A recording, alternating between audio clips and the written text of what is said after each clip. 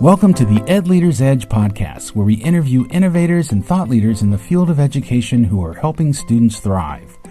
I'm your host, Ed Madison. I'm a professor and researcher at the University of Oregon, an educational consultant, and serve as executive director of the Journalistic Learning Initiative, a nonprofit organization that empowers elementary, middle, and high school students to discover their voice, improve academic outcomes, and become self-directed learners through project-based storytelling.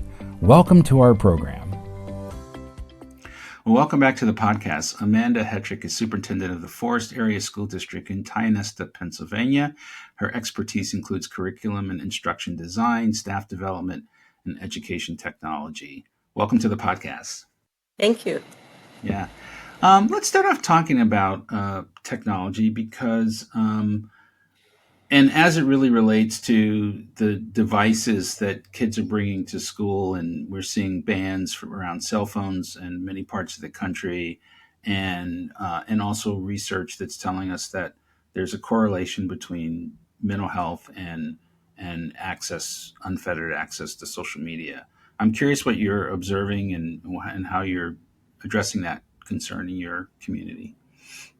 Sure. We've spent a lot of time developing technology and talking about the appropriate use of technology in the classroom for students. And, we are now in a position where every child has a Chromebook or one-to-one, K to 12, everybody has access to a device. But prior to that, we were using sometimes student cell phones or devices to supplement what we had as a district. And, now that we're to the point where we can really provide the technology, we've looked really hard at cell phones and, how that might be affecting the students and the way that they act and think.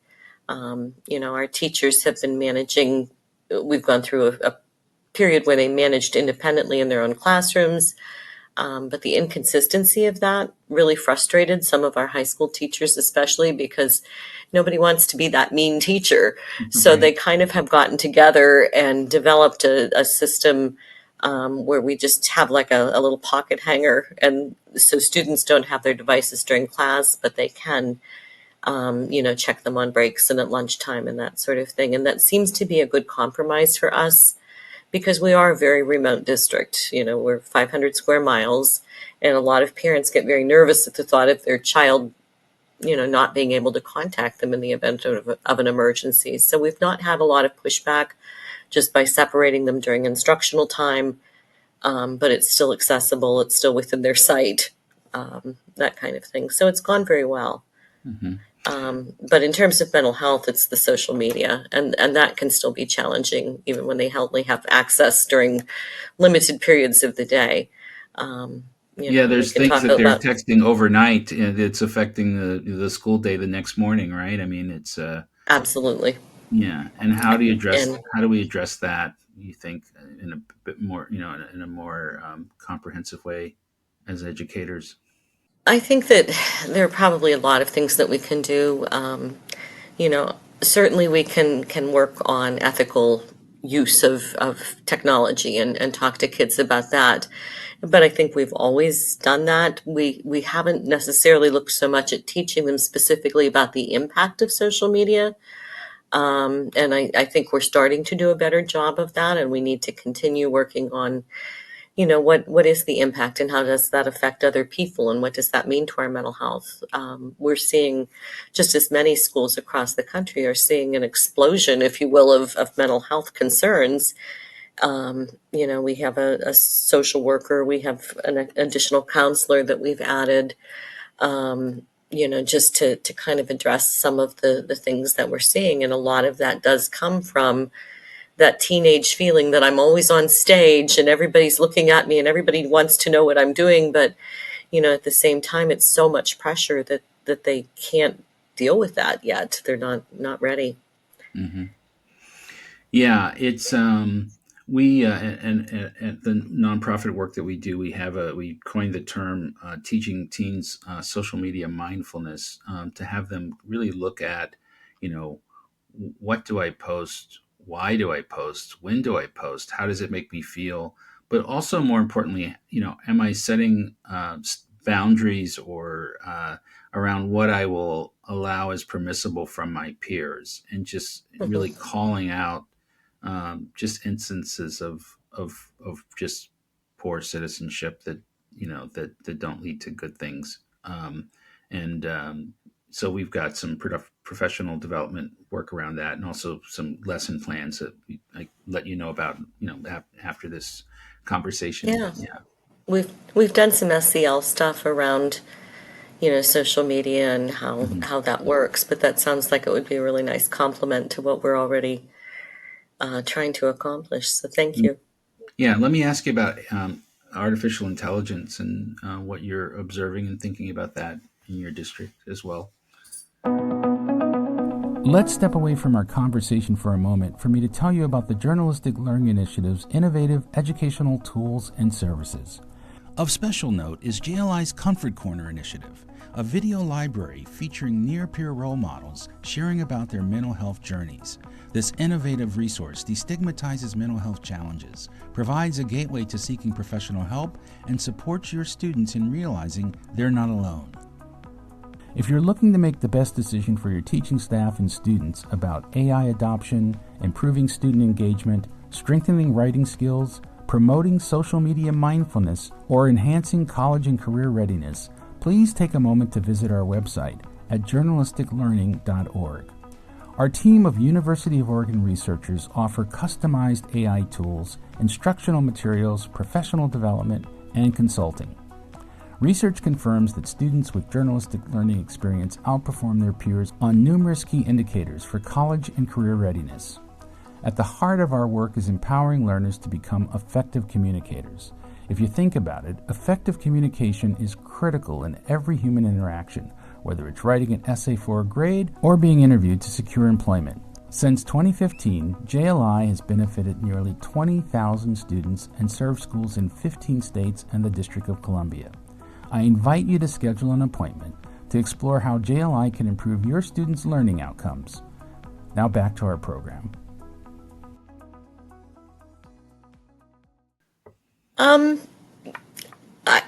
First of all, I think it's fascinating. I think that the whole concept of being able to say to somebody or something or whatever the chat bot is in my box that responds to me, just to say, gosh, how do these two things compare, and have it come back with that list. And I understand that we have to teach students, just as we always have, to evaluate sources and where did AI source this, so that you know what it is. But overall, I think it's just like any other tool. If we look back through the years, and I've been doing this a little bit now, and when I first started teaching, the internet was going to ruin teaching Yeah.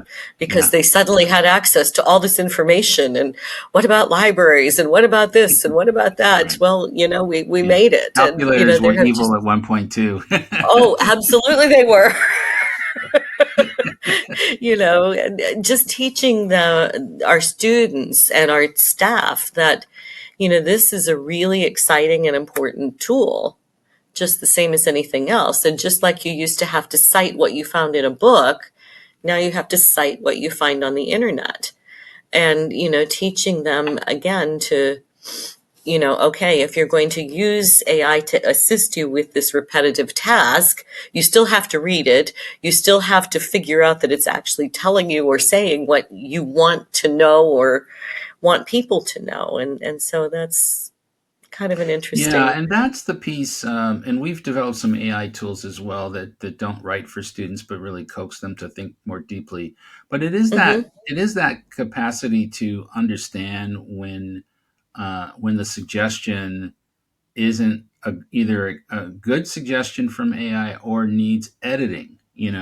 Hmm. I think to Grammarly, which is a tool that I use all the time. There's an expectation that if you're receiving an email from a journalism professor, that it's going to be grammatically correct. And to make sure, I use Grammarly, but it will suggest phrases and things that just either don't sound authentic to my voice, or they're just not that great, and but I know that. So for a youngster who is new to just finding their own voice, there's a legitimate concern that we're going to lose that as a tool. And of course, now Apple has released their new system that has AI as almost the default that's built into everything, whether Mm-hmm. it's your phone or you're writing an email or whatever else. And so we have to grapple with how we look at that. But I think you're right. I think you're right. Yeah. What are the things that keep you up at night in your job? Oh my gosh. Well, it depends on the time of year. First, I'll say that. During budget season, it's all about the budget. And, before school starts, it's all about, did we get everything right? Do we have a place for everybody? Right. But I think, more importantly, I do struggle a little bit with the perception of public school right now. And, are we in a position where our legislators and the people understand the value of what we have as Americans in terms of a free public education, providing education for all.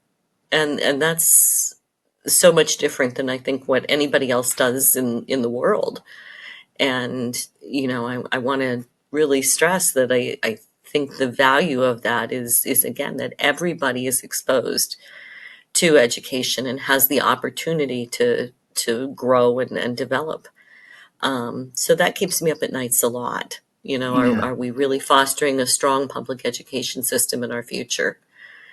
It's interesting you bring that up because that was going to be actually my next question about this sort of somewhat negative and pervasive narrative that public schools aren't doing a great job, and we're seeing in some of our larger communities just vouchers that are draining the budgets and then making it even that much more difficult for public schools to do what they do. And I guess my question is, how do we change that perception, the negative perception?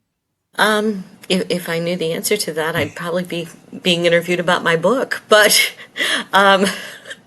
I would say that, we spend a lot of time trying to demonstrate the good things that we do with kids, because we do a lot of positive things with students. We try to collaborate where we can. We have a charter school nearby, and so we encourage their kids to come and play the sports that we have that they don't. And, we try to build those partnerships. And I think that, it is our hope that those parents would think, oh, maybe it's not what I thought it was there. We try to be very open and very connected to the community, share in, community development. And that's really something that we've spent a lot of time doing, and a lot of people in our community have actually said to me over the years, well, we're not used to the school being so involved or so connected to the community in that way. But, I truly believe that when schools become community centers, communities can't imagine how to live without you. And, that's always kind of been my goal, to be an important part of the community. Mm-hmm. Thank you, Amanda Hetrick. How do individuals find your school district on the internet? We are at www.foresteriaschools.org. Terrific. Thank you so much. The Ed Leader's Edge podcast is produced by the Journalistic Learning Initiative. Please check out our latest books, Language Arts in Action from W.W. Norton Publishing, and Raising Empowered Learners from Rauman and Littlefield. For more information about our work, please visit journalisticlearning.org or edleaderedge.org. Thanks for listening.